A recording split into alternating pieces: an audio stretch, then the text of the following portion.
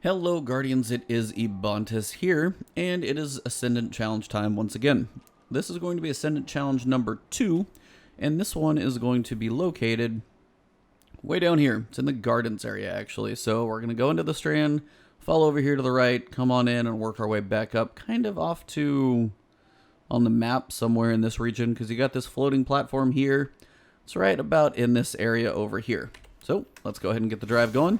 If you want to jump straight to the portal in the Ascendant Challenge, the timestamp has been on screen, and you can see it down below in the description as well to click on it. So let's go. Now I just got done trying this for some reason, whatever it is. I think I did everything I needed to in the challenge, and unfortunately wasn't really able to finish it. It seemed to be some weird glitch, like I killed things, it didn't count it, not entirely sure why, but it just kept spawning the enemies that are supposed to go away once I finish it. So I'm not entirely sure what happened, but we'll try it again.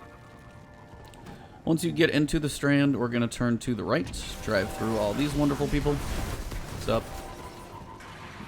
When you get to the top of the hill, you may have some ads, so test your sparrow racing skills, see what you're able to do there. If they're still working you all the way up the hill, just be careful.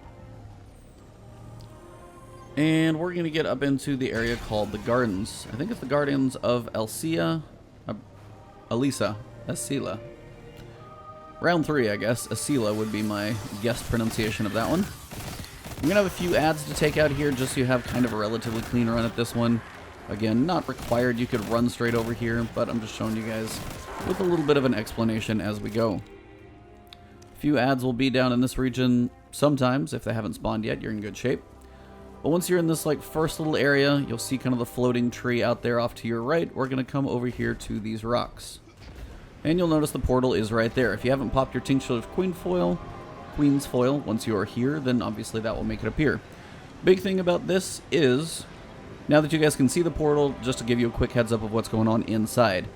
What you're going to basically want to do is be mobile as much as you can be, and you're going to want to have a super that has range. Because you're going to basically pick up 3 orbs, make a well in the middle. This is like a super well, so you can always keep getting your super back.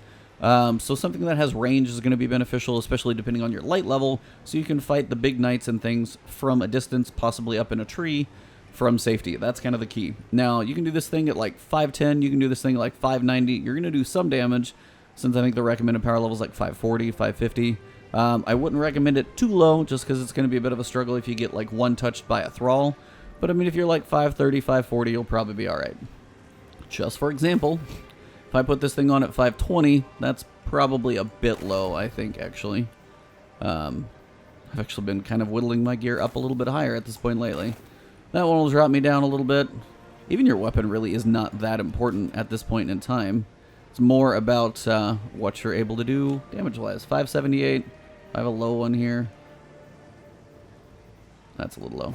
575. I mean, it's not really going to make a difference. I'm still above it, but just showing you guys. So when you jump in, you're going to have this open area from the spawn point. You're going to have 3 icons. You're going to need to go run after them, and you're going to have 3 Abyssal Champion Knights that are going to be upset with you. So the idea is you need to find your way to each of these orbs. Now, it's not always the most obvious. You're going to have some blights that are sitting around. Try not to run through them, because you will get shadow touched and slowed down. And as everything is melee, that's probably the worst thing that's going to happen, is being slowed down. Now, once you pick one up, you basically just have to retreat back to the front. Now, most things that are attacking you in this place are not going to be shooting. There's a few phalanx that will be around. That's why some light level is going to be beneficial. But if enemies have spawned behind you and you feel like you need some safety, run away. It's kind of going to be all in big circles, so you shouldn't have too bad of a run to get back to where you're going. You guys will see these knights. One has his helm, one does not. Barely avoided the shadow touch there. So keep moving, stay mobile. And you'll see kind of the glowing taken fire, whatever you would call that, in the middle. You just need to go dunk this in there. Now there's going to be some phalanx that want to blast you out of there. That's going to be a bit of a tough part if they get you all the way off the map, so be careful. But you'll know you'll have it confirmed as there's one little blight ball floating up above. Same principle, go find an orb, see if you can find the fastest way to it, and take it back to the middle. So that's all it is 3 times. Once we get to the middle with all 3, then it'll change up a little bit. Works pretty well, actually.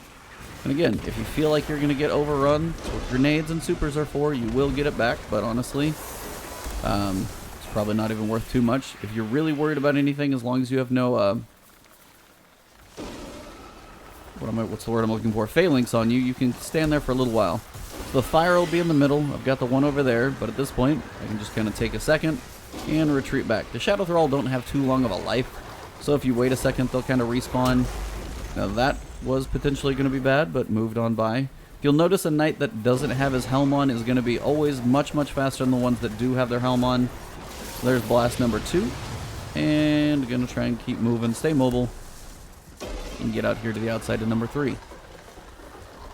Now, I don't know if you could actually whittle down the health of the knights without this part, but it makes it about 1,000 times easier when you can just infinitely get your super and do your damage that way. So my recommendation, definitely get the orbs. And sometimes you think you have the right path, and you definitely don't. Now, they are random, so don't expect that they're going to be in the same spots that mine are. They probably are not, actually, so just be aware that you're going to have to cover some ground, move around. Sometimes you might have to go a little vertical. That's alright. So there's the Shadow Touched. You are slowed, you can't jump in the air, so that gets to be a bit of an annoyance. So that's why if you get hit by that thing and, you think you're going to get caught in a tough spot, go another way. Going to be okay as long as you feel like you're going to land on solid ground. That's the important part. And find your way to make it back to the middle. Well, that would have hurt more if I was lower level. Not my best moment there, but we're still going.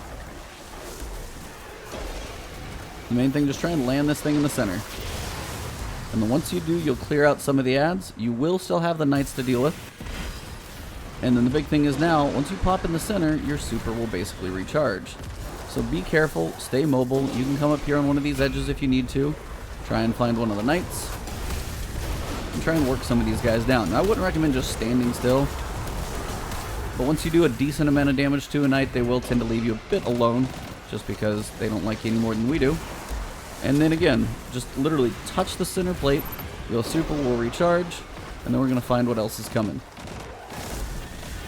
Now, if you need a place to hide, find one of these trees or on the edge. There are quite a few of them. Some are better than others. But I mean, if you can get some decent height up in one of these trees, you don't want to be too low to the ground, because honestly, the knights can still slam you this way. But you notice I could sit here and just literally whittle them down. Whatever I'm using, it doesn't matter. I could work them down. Now I'm doing more damage than you probably would by yourself. So I'm just going to try and kill one of these normally, just because I had an issue last time with a glitch, and he's going down fairly quick. There's one. There's a engram down below. So I've got 2 more. So now, depending on health, if you get on their level, they will start moving. Again, take care of your Shadow Thralls. Those are going to be on top of you. And I wouldn't just stand still for, honestly, very long. If you do stand still, I wouldn't do it anywhere but a tree and somewhere elevated, because you never know where the knights are going to spawn. Now, there's a knight. He's not happy.